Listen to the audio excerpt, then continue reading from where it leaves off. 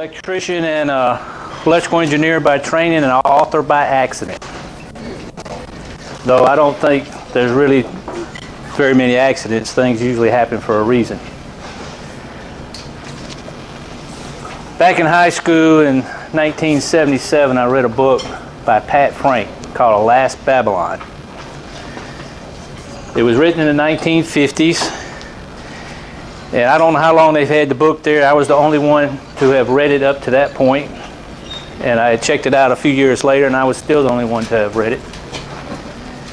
But it was about a society, a family, and a community trying to survive after a devastating war in America.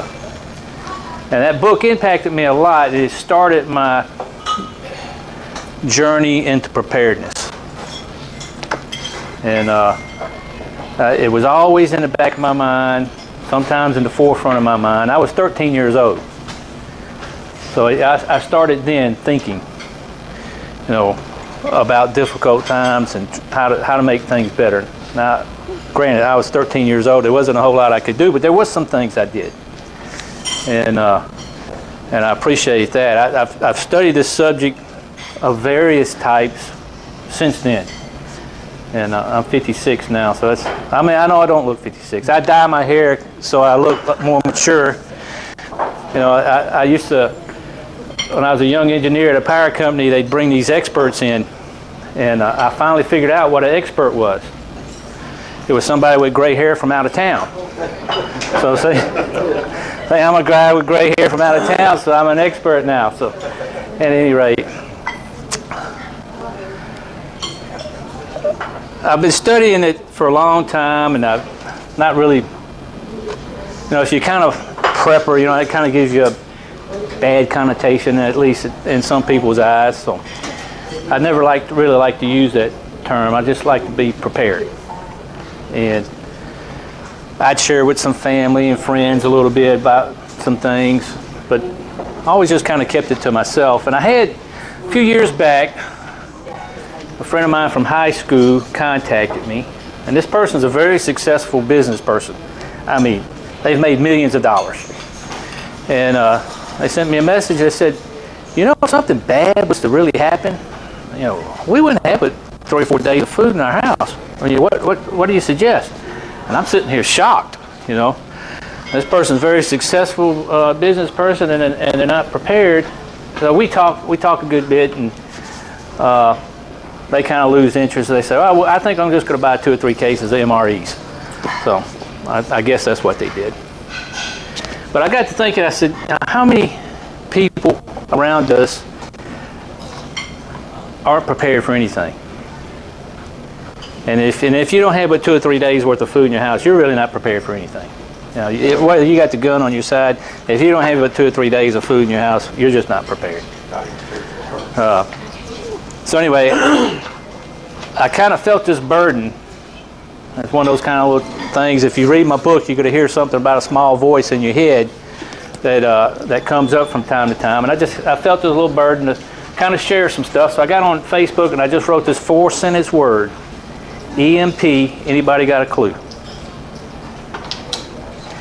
And I had a dozen or so friends comment, and none of them had a clue. None of them had a clue. I live out in the country. Country folks are supposed to be prepared, right? But kind of felt bad about that. I said, well, we started talking about it. I started explaining. EMP is electromagnetic pulse, in case you're not familiar with that. I don't want to go into the technical details of that, but it's a very devastating potential attack that could happen to the country.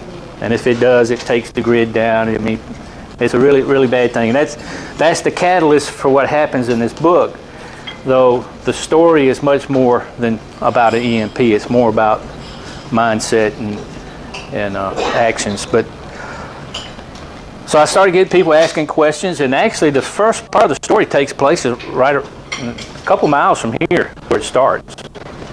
And they journey down through this area. And one of my questions I ask, because I have friends that travel through this area all the time. If you're in South Alabama and you got to go anywhere north of Birmingham, you go through Birmingham. I mean, that's just basically it.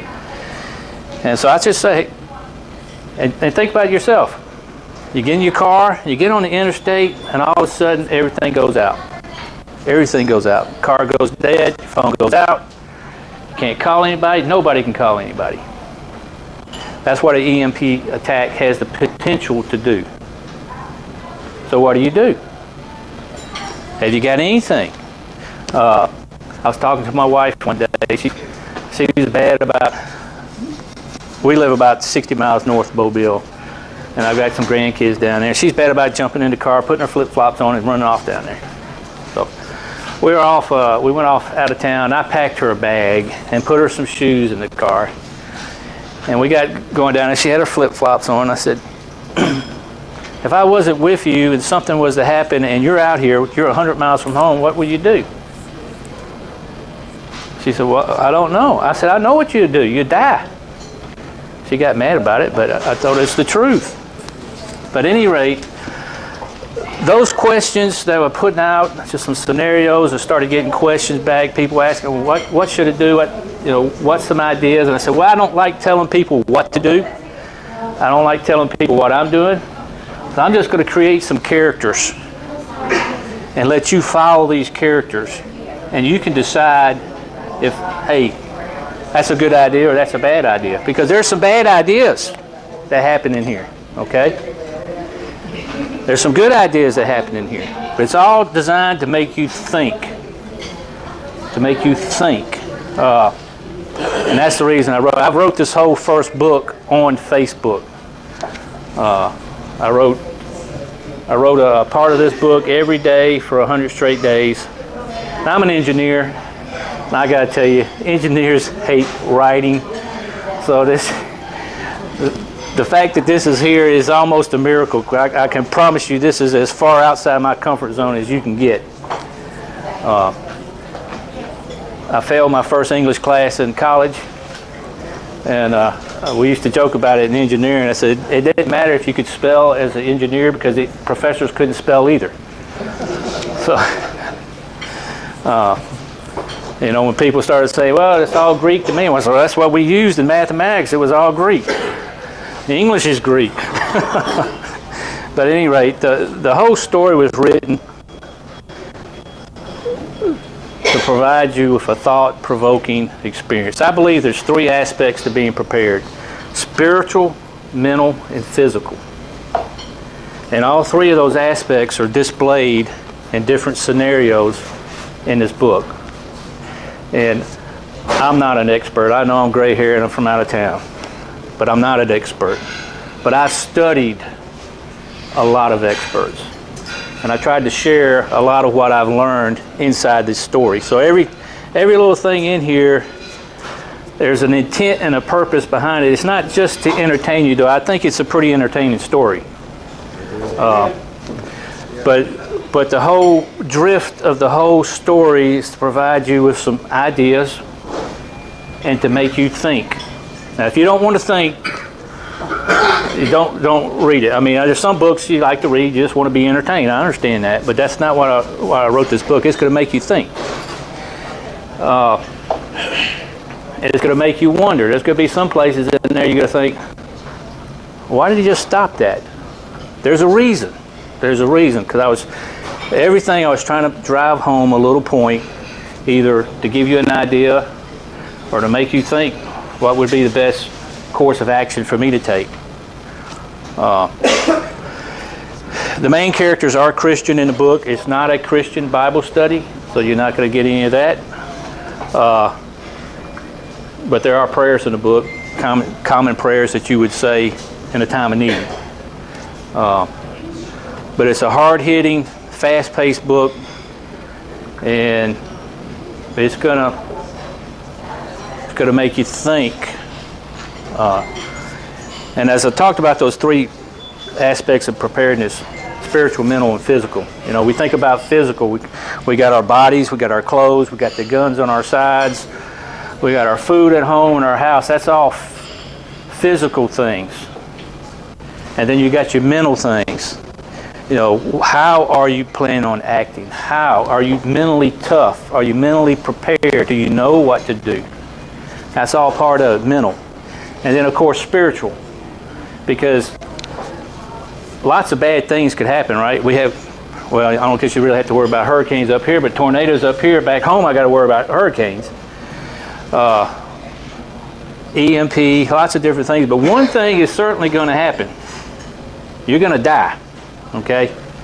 So you need to be prepared for that day too.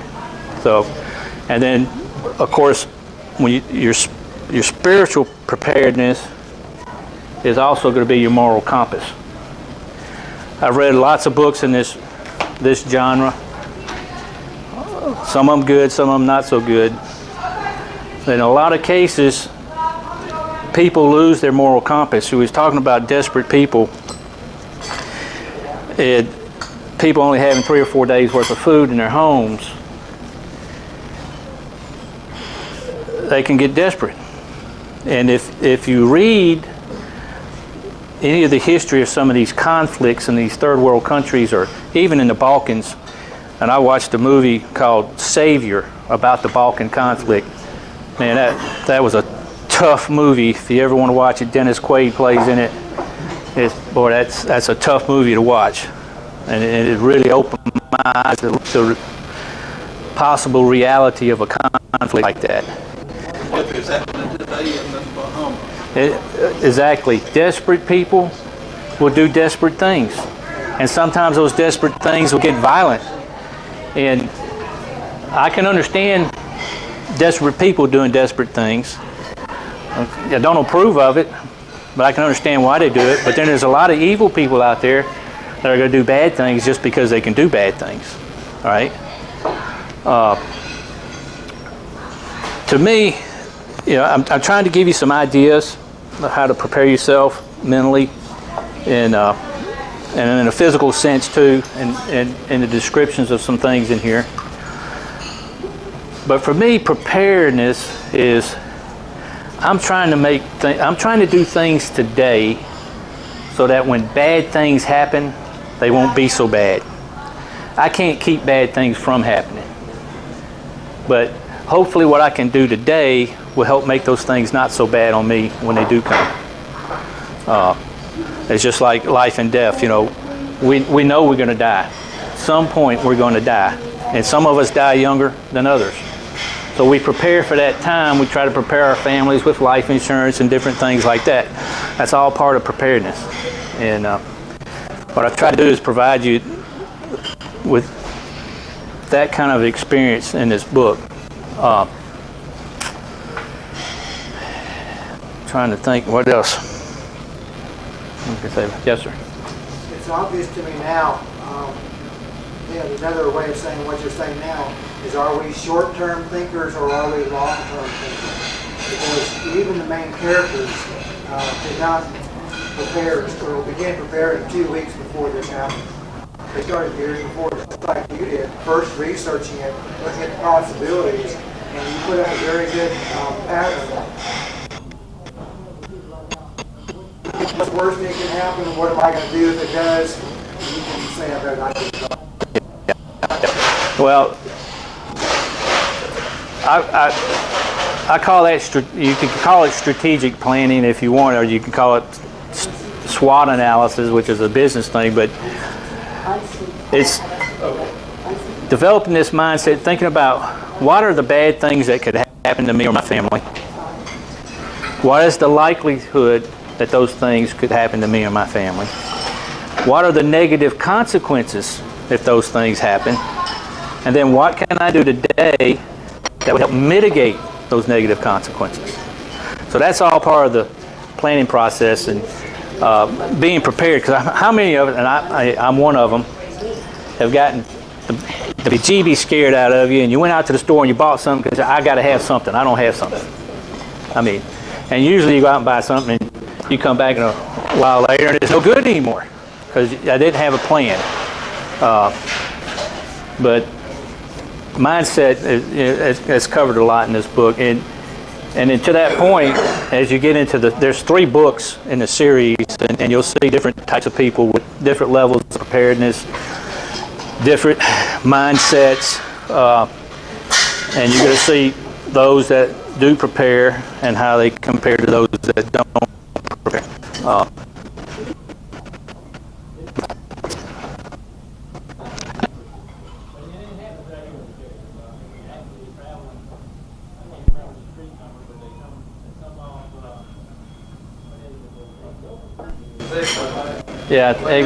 yeah, somewhere over here where they get out and start traveling back home.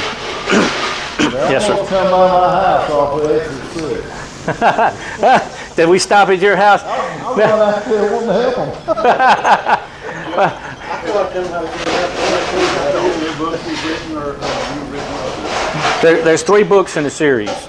This book here talks about 3 people, and yes, there's 3 people. Some of y'all have read it. You probably maybe only remember 2. Is that the latest? Pardon? Is that the latest book right Well, this is the first book. I've got, there's 2 others. I've got them over here too. Get one, you gotta get all 3 up here. That's right. So you gotta have all of them. The other 2 are about this book's about these people as they travel home. The other book is about the people. Other 2 books are about the people at home while these are trying to get home. And it's it's a pretty interesting tale. Okay.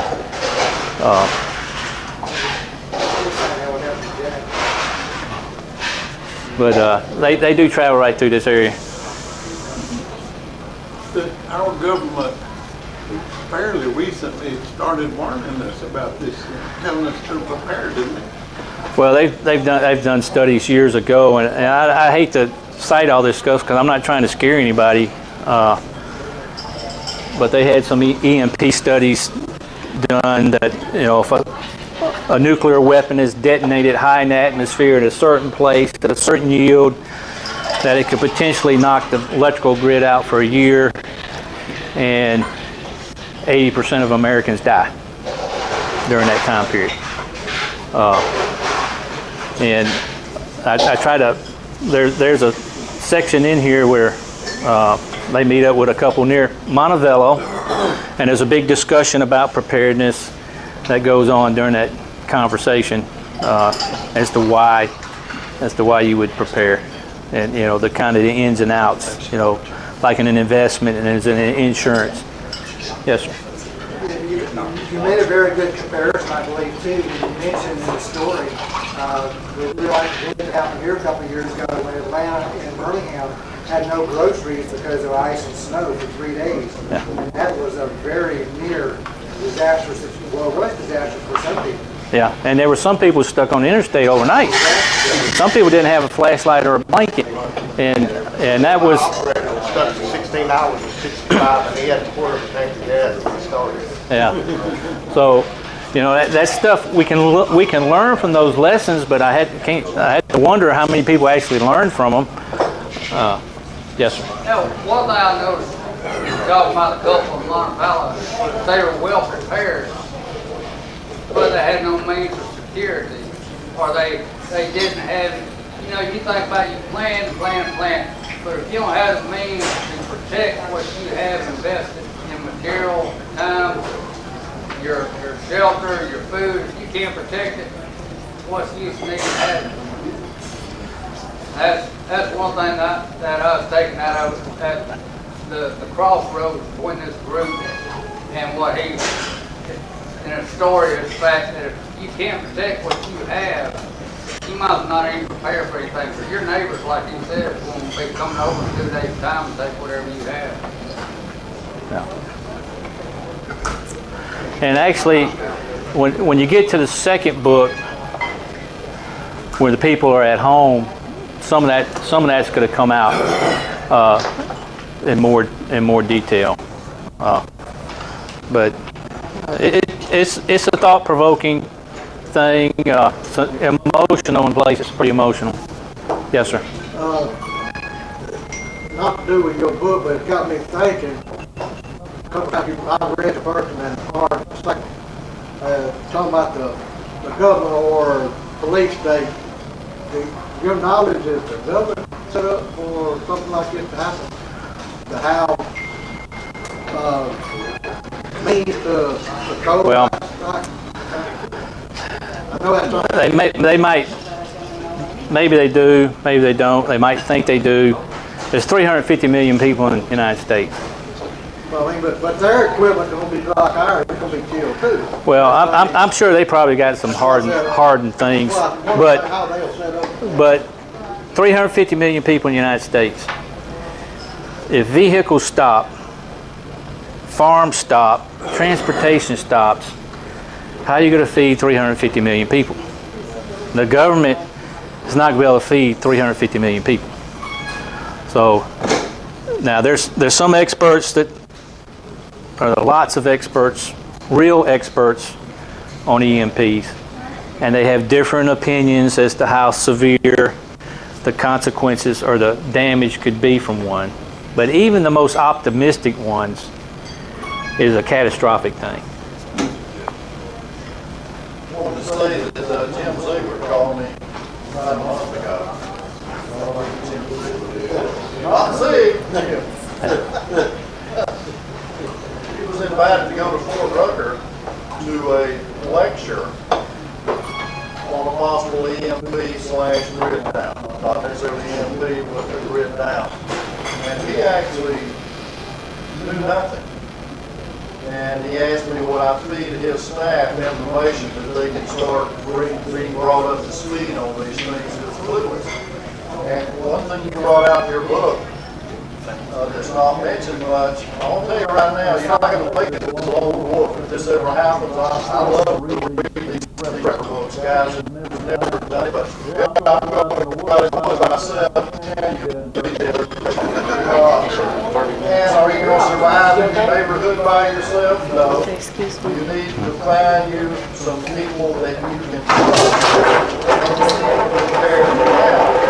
so that you're ready when it really gets bad. It'll take about 10 days to 2 weeks for it to get really, really bad. But in our neighborhood, I have 3 or 4 guys that I trust. A couple of them former military also. We've worked together. We have a plan. We know what's going to happen. And we know what we're going to do to protect that which we're going to have to live with. And your book hinted at that.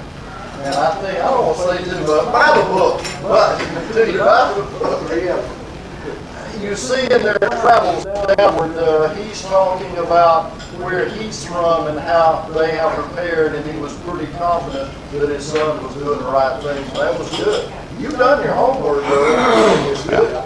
I'll be quiet. Yeah, well, I didn't make it. I mean, the story's fiction and all the scenarios are fiction, but the stuff I didn't make the fact parts up. I mean, they're actual things. Yes, sir. Back to this comment over here too. Insofar as the government's capabilities to deal with this, a lot of that's going to be kind of like what Bill was alluding to. It's going to be localized because there are at least half as many law enforcement agents that are going to be looking out for their number one when the stuff hits the fan. And so we don't know right now which of those guys are going to uphold the law, or in the case that you're saying that when the president introduces martial law. Well, look at the trainer. Exactly. Yeah. The gas and the police officer. Yeah. Yeah. That's another variable in Yeah. how things go down when it does. That's right. That's right. You got police officers are people that have families. They got to provide for them, and just like in everything, most police officers are very good. You got a few bad ones, but I don't know, probably around chapter 10 or somewhere around there. In there for a reason. I mean, that's all in there for a reason. So I mean, I was trying to just to make a point or make you think. You know, what are you going to do? Are you going to give up your stuff that's going to keep you alive because the government says they want it? So that's some things to think about. Something else to think about bringing back up as far as communication with government, because EMP hit, their patrol cars are going down anyway with all the telecommunications equipment over there. They're not going to be any other, or hammer, or whatever they're. They'll be the same. Planes are falling out of the sky. hear people talking about, well, I'm gonna get in my car that I've got the extra computer prepared and all that, and I'm gonna drive to my safe place at the farm, but I guarantee you there's gonna be marauders out there. See any car driving, they're gonna get it. Well, that's kind of, this first book is, you know, these people here are trying to get from here, where we're at right now, or in this area, down to Clark County where I'm at. Because when I was first writing it, I was writing it for my family and friends who live down there. And that's the reason I picked that area, because I knew that area and I knew this area a little bit. But it takes a while, you know, what's normally a 3.5 hour drive for me to get up here. You know, you're looking at, if you had to walk, you know, you're talking about weeks. And there's all kind of implications that implies because you eat for weeks. That means you either gotta carry something with you, or you gotta get something on the way. So I mean, all that. I mean, I cover a lot of that. I mean, that's in here. It's yes, sir. So I mean, all you got to do to get just a flavor of what you just mentioned, go to Google Maps, plot out from here to there, whatever your interest is from here to there. And you've got your travel options on that. And you can select plane, train, automobile, walk. And you can find out an estimated walking time to get from A to B. Yeah. And that's just under ideal conditions. Right. So, I mean, that just kind of will help you gel the idea in your mind, you know, that it's a whole other thing. As you said, a 3-hour drive becomes, you know, an ordeal of weeks. That's a good thing, but you're not gonna be on the main road. Yeah, You're not gonna be on and the I'll main be road. walking down 65 South. No, I'm just talking about everything going on. You don't want to be out there and walk down the main road. I'm glad you wrote it. Well, I am too. It's been I never thought it would have the impact that it's had. When I first published it, I had people tell me I should publish it, so I hired an editor. I didn't know what I was doing. I hired the wrong kind of editor. We published the first book. I sold a lot of copies.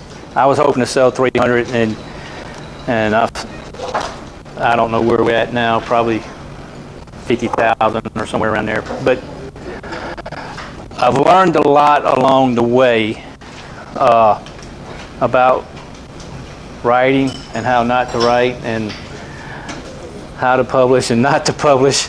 It's cost me a lot of money, but I learned a lot along the way. But I'm glad I've written it, because I've had people. I had a guy from the Arctic Circle contact me. I've had a guy from Sweden.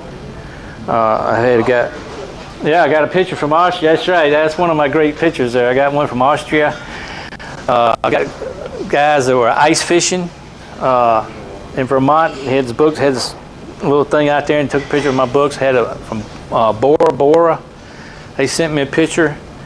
Canada, England, France. I mean, it's been good. I mean, I've had I've got a few bad reviews because I have prayers in here. You know, some people I don't like prayers. Well, okay, that's all right. I put up front in the description, if you read on Amazon, right there in the front, I say, hey, there's prayers in this book. If you don't like prayers, don't read it. But I still get people who get upset about it. But I had an atheist contact me about it, and we ended up becoming friends. He said he was 90% atheist. Okay. That was his words. So I thought, my son, you're not really an atheist. But at any rate, he told me, he said it was the most common sense book that he'd ever read, and that because of the book, he and 7 of his friends now had get-home bags in their car. And so there's been some good things about it. And pardon? Jack. No spoilers. Oh, Jack. I hate to spoil it for those that hadn't read it. But if you send me a message on Facebook, I'll explain Jack. Jack is a very important character. He is a very important character. That's probably one of the biggest questions that I've seen on any comment about Yeah. What about Jack? What about Jack? And Not in a hurry to leave now, are you? Sell t-shirts. What about Jack? on it? what about Jack? He's I've gotten some negative reviews about Jack, but he serves a very, very real purpose. He's a very important character. I don't want to say a whole lot for those who haven't read it, but you'll see some stuff at the beginning, you'll see some stuff at the end about him. But if you've read it and you really want to know about Jack, send me a message, because I don't want the impact of his character to get lost. No. Yeah, but I think Mark, what, day and a half? I got the first one at the library Saturday morning at 11 o'clock when I first opened it up. And then I went back to the library Sunday and got 2 or 3. And I finished them all this morning at about 10 till 7. Wow. You got any idea how long it took me to write this? There probably were a couple of things that didn't get done at the house this weekend. Yeah. I'm not sure. Well, That's Netflix. When I had to go to Austria back around May and June for 3 weeks, and I took book 1 with me. And I was sitting there saying, well, you know, I'm going to have some layovers, going to have flights. I mean, anybody travels international knows there's no getting it. And so I took the book with me. I'm glad I only took book 1 because I would have missed out about 2.5 weeks of being over in Austria because I'd be up in the hotel room waiting. Oh, seriously, already. I mean, it's that good. I haven't picked up many books in the past 10 years or so, but Jessica got me started back reading. if they're available on Amazon, I mean, I have copies, hardback copies with me, but they're available on Amazon in paperback, hardback, ebook, and audiobook. And the audiobook for this one is about 13 hours. So if you're reading it faster than 13 hours, you might be missing something. Go back and reread it. Did you read it out loud? No. I hired professional actors. I got a man and a woman doing this as a team. It's kind of like, it's almost like an old radio drama.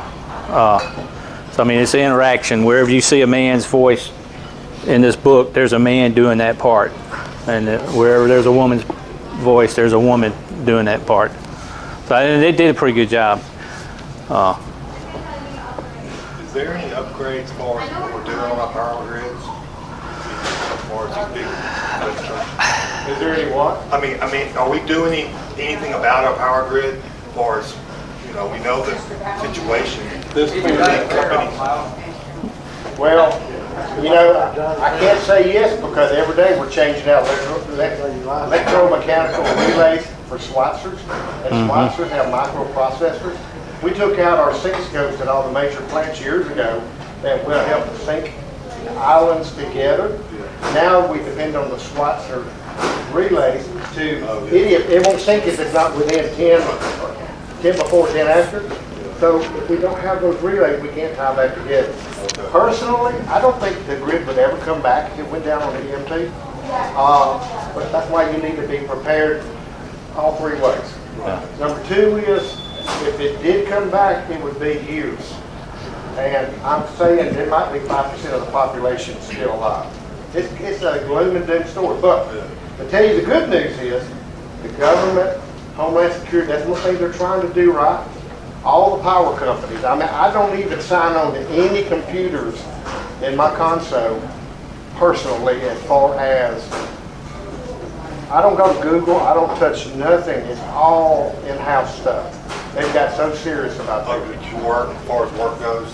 Yes, and I have to go through a vetting process every 3 years. They check my social security number, they check my bank account, they check my credit record, they take blood, they take hair. Because they afraid that I might get in financial bind and then hook up with the wrong people and give them information. Just pay you right. Huh? Pay you right, and then you get the financial. Hey, look, I have no evidence. I'm just a grid operator. But I mean, I don't want to paint a gloom and doom, but you need to read the books and you need to get a realistic understanding that electricity is a precious commodity, and it can happen. Especially here in the south. I think there would be a EMP over this side of the Mississippi. Yeah, because when I lose 2,000 megawatts in New York or New Jersey, it loads my under frequency loading at my hydro plants. So it loads because the frequency drops down to, to a certain level, below 60 hertz, and it's not much. So that's why you should never fish below a hydro dam. Any of the 41 units on Alabama Power. There will not be no horn. There will not be no siren. They're coming out of the hose to pick back up frequency because they're sucking power hard from us up there. We're all tied together. It's a grid. So, I mean, it's amazing, even with 42 years in the industry, it's amazing to me how little outages we have, considering what is really happening. But I mean, I'm just being honest with you. What was the one a few years ago up in the Northeast where a bunch of the grid went out? Canada and the Northeast U.S. Well, they found 20-year-old stumps where they hadn't maintained their right-of-way, had 20-year-old trees growing up in the lines. Their EMS system, which is their tools, the tech service people took them down and went to lunch and didn't tell the operators that they were still down, and they were seeing alternate data that wasn't right. Their neighbors tried to tell them that they got problems and they didn't want to believe it. That's the thing in the South, we all work together, we all know each other, we all go to conferences, we get continuing education hours, we trust each other. And we're not going to, we train and sign agreements not to be a burden to our neighbors like TVA, even the OPCO like Georgia and Mississippi. So we all work together in the South. That's why I'd like to stay home in the South. Well, Billy said it's all about communications. It is, and being humble and understanding what you know and what you don't know. When you don't know, you don't know. That's when you're in trouble. That's why we don't know about film.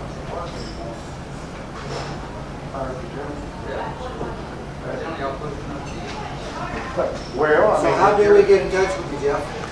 Well, the easiest way, if you want to get in touch with me personally, is look me up on Facebook, Jeff Motes. It's there's several Jeff Moteses on there, but actually my profile picture is me and my son, and I'm wearing this exact same shirt. Okay. My wife tells me I wear it too much. I said it feels good. But I've got a book. I got a book page there too. If you want, it's actually called Once Upon an Apocalypse. So if you look that up, there's a couple of pages, but you'll be able to see because this books will be on the cover. I share things there from time to time, tips or some of the research I'm doing. I'll post links to it on there so you can have access to the information. I give books away from time to time. I gave some of them my book, some of them somebody else's book that's meant a lot to me in my research, and I gave Jonathan Cahn's The Harbinger away yesterday, and we're going to be doing some other books, so you're welcome to come over there. I got about, 6,000 or so people on that page now, so welcome to come over there. If you want to look them up on Amazon, you can read the reviews. For some reason, Amazon deleted 100 reviews a couple weeks ago. I don't know why they did that, but Maybe because those videos got up to the library too. I don't know. It's just one day I went in there, I had 560 something reviews, and then it's 400 something reviews. It took me a year to get that last 100 reviews, and they deleted them all overnight. I thought, golly. Do you think you ever make a movie out of it as a movie?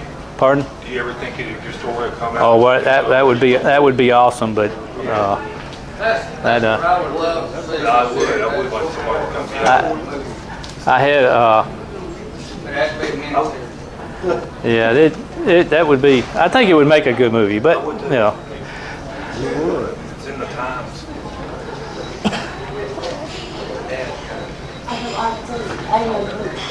but yes, sir. I'm an engineer as well, and I got moved by using cliff notes going to school. So in your books, do you have like lists in the back for work preppers? So I don't have to try to read 15 books or Well, what you, I know Billy's done a lot of prep on only get all the bags, but Yeah. what do I need, and I'm at this meeting, what Well- the basics you need at home. Well, I go over the basics of survival. And you know, it's the axiom of threes. It's not unique to me. You can find it on the internet. It's got various forms, but it kind of goes like this. You can survive 3 weeks without food, 3 days without water, 3 hours without shelter, 3 minutes without air, 3 seconds without a defensive weapon. Okay? And my characters build the bag, and they build it in the story. It's part of the story, based on that axiom of threes. And it goes through why he's doing each one of those things. And it's just part of the conversation. It's just, you know, here, this is how you build a bag. You know, they're going through it. It's part of the story. It's got some entertainment part built into that too. A couple little funnies in there. So, and I do have I call it a glossary. I don't know what you write. There's some terms that's in the back of the book that you might see in the book you might not recognize, so I kind of go over those. But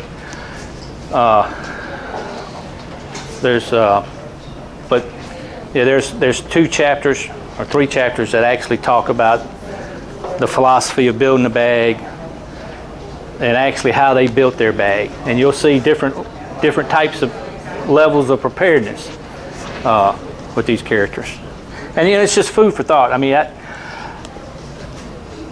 I actually put things and maybe some equipment name, you know, a type of light in there, or a type of sight or something. And it's just really, if you wanted a basis for starting research. Okay, I'm not telling everybody go out and buy this or go buy that. All right, it's just kind of give you an idea. But I mean, there's nothing in there that's made up. I didn't come up with some weird gun or something that doesn't exist and put it in the story. Everything that's in here is real, and you can look it up and find it online. And you have people sometimes that kind of make fun of you for believing what you do. Not really. They probably are. I mean, I've had a lot of people make fun of me because I got prayers on here. No. I mean, I had a lot of that. But I mean, I've had people, believe it or not, saying I'm not worried about the government going to take care of me. I had that. I didn't talk about that in here. I had a pastor, former pastor. He was kind of a prepper kind of guy, and we shared some stuff together. And we had a revival, and the revival pastor was coming to our house to eat. And my pastor friend, all of a sudden he said, "Well, let me show you what he's got down here." I'm thinking, what in the world is wrong with you? And unfortunately, the other guy said, "Oh, I don't worry about that. The Lord's going to take care of me." And I thought, okay, good. But I talk about that in here because if you think about it, the Lord is going to take care of us. He's taking care of us right now. He's providing us with opportunities and with the warning signs to prepare for hard times. And, you know, and if we ignore them, and you come and say, "Well, God, you didn't help me." Well, I gave you some money. I gave you a lot of time. I gave you all this information. You sent Jeff to talk to us about it. Well, I mean, there's a wealth of information out there right now. You can go on YouTube. You can learn about just about anything you want to learn about. Some of it will be wrong. All right, but if you're discerning, you can learn just about anything on YouTube. And then there's all kind of programs out there. There's all kind of trainers. There's professional firearm trainers all around here in Alabama. I've been to some of them. Tennessee, some great people that teach you not just how to shoot a gun, but how to use a gun. And if you own a gun, I encourage you to learn how to use it, not just how to shoot it.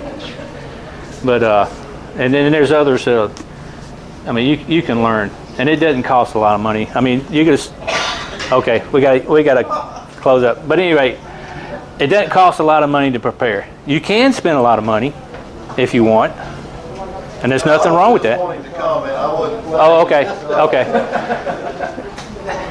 I was on a Facebook page the other day, and this guy was ridiculing people for spending so much money on doing some stuff, and I thought, why? If somebody's spending their money the way they want to spend their money, then why is it bothering you? I mean, if you're not giving me money, then why are you concerned with how I'm spending my money? That's what I told somebody. Was, oh, you're doing this and that. I said, it's my money, isn't it? Yeah. Well, don't worry about it. If you start giving me some money, then you can tell me how to spend it. Till the end, no. Billy may have a comment. Yeah. Yeah, go ahead, yeah. Several times saying, these are suggestions. Well, for the benefit of the people that might buy books, having studied with Selco, that's the thing that I was trying to bring clear at the beginning. A lot of what you've written is the stuff this man lived. 1 year, no electricity, no fuel, so you're dead on target as people read and listen to conversation, and like you said, they're putting a bag together between the two and discussing items. This stuff is real. It's the way it probably will happen. At least that's the way it happened with some people that I know personally lived through those situations. So I just can't say enough. It's a great book. Yeah, thank you. And be sure to give me my check after.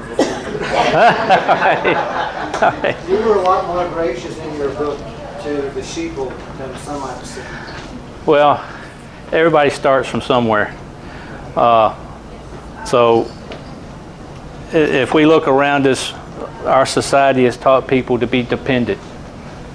I mean, it's just the way it is, and it's easy for people to fall into that. So I don't want to put people down or ridicule them. You know, I just like to try to provide them with information. And you'll see there's no politics in my book. There won't be any politics, because I think every person, regardless of their religious or affiliation, their sexual orientation, the color of their skin, regardless, everybody should prepare for hard times. And the more people prepare and make themselves better prepared for hard times, the better citizens they're going to be, the better neighbors they're going to be. So, yeah, no, There's an argument to be made that we would be better communities with less politics. I agree with that. If we could take a phone book and pick our president out of that, it would be a whole lot easier and a whole lot cheaper, and probably get better candidates. Yet even some of the religious organizations like LDS Church are promoting preparedness. Oh, they've been doing that for years. Yeah. They've been doing that. It's a good resource. Doing that for years. Their community stores. Yeah. Yeah. They have it around. Yeah. I've actually bought some stuff from them. Yes, sir. Well, Jeff, I bought all three of your books here a couple months ago when I read through them, and now I'm starting on again for the third, fourth time. And I get new information every time, and there's enough information in these books to show you, if you read the book and think, to show you how to be prepared for basically anything that can come up. Whether it's an EMP or a solar flare, or whether somebody just builds a stupid bomb or whatever and sets it off in the middle of the country and puts radioactive field out. If you read these books, you can come up with enough information to be able to protect yourself and your family. The problem is somebody is going to try to kill you to take what you got. So you have to be prepared that way too. You have to be prepared to protect what you have. And that's all. That there is all part of mindset. And if you want to read books on mindset, I think I've got a lot of that in here with my characters. But I've got a lot of that from studying from other people. I've never been in one of these situations. All right, I can't say for certain how I will act, but I can say how I think I should act, and hopefully I will act the way I think I should act, and the way I've trained my mind. But you know, you want to look at David Grossman. There's some nonfiction books. That's an author on combat and the mental thought process. Jeff Cooper is a good one. Tim Larkin is another good one. David DeBecker So I mean, there's a lot of good stuff out there to help you work with your mind, so you can make quick decisions and try to make the proper decisions. You know, I guess the decision-making process would change if Schumer hit the fan versus the thought process that we have right now. But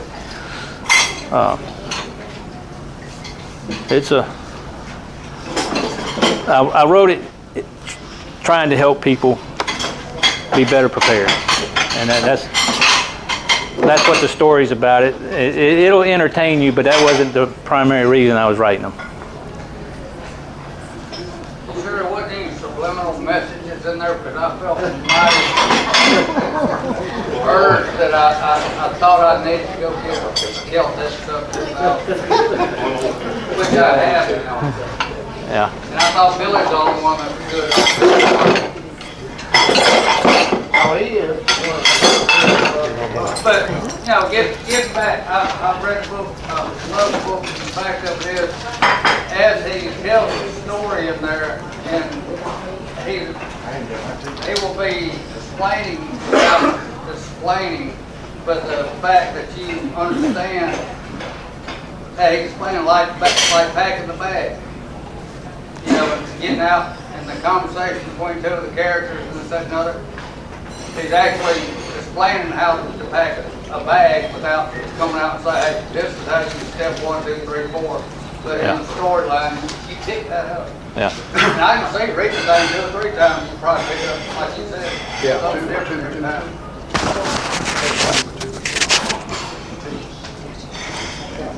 Thank you for writing them.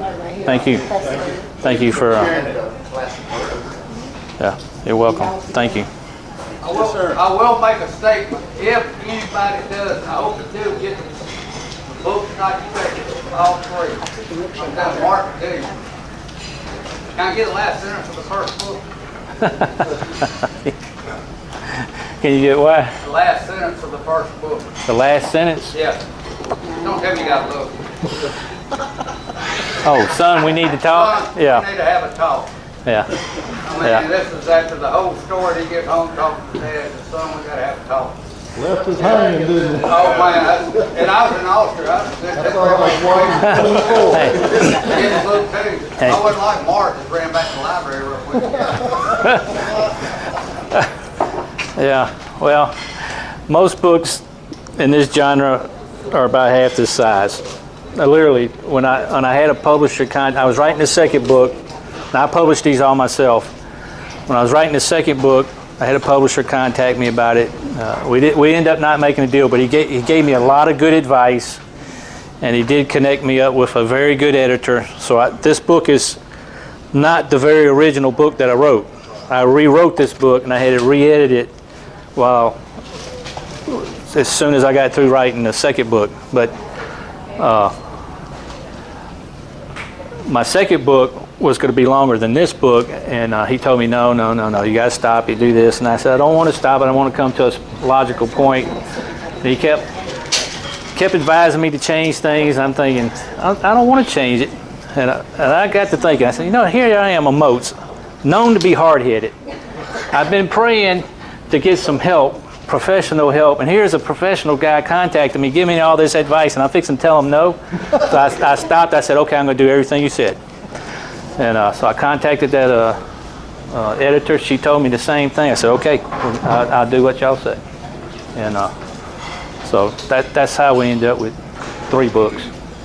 But they're all longer than the typical book. They are fast read, though. I wrote them in short chapters. This is 67 chapters because I was writing for a scene, and every chapter is a scene that's kind of going through, and then when that scene plays out, then I change to another chapter or a different topic. I guess I will say, without giving away anything, since you mentioned it in the forward to all 3 of them, I can't recall a book, much less a series I've ever read where it mentions the first person. That's kind of the basis of that. Well, part of that, when I wrote this first book, I wrote it in the second person. Okay, Now, if you happen to have, I sold a lot of copies of those, but I did get I got a lot of good feedback, but I got some negative feedback, and that's one of the things they told me to change. They want me to go to third, but then they said first would work. But I wanted this to be a personal kind of story for the reader to feel like you're sitting next to the characters. So I kept it all in first person. Plus, I didn't know how to write. I'm an engineer, so most of them written in third person. But I really liked it the way it turned out. I felt good about it. I'd say the majority did like it as well. Yeah. Thank you, sir. Thank you. Right. Okay. Well.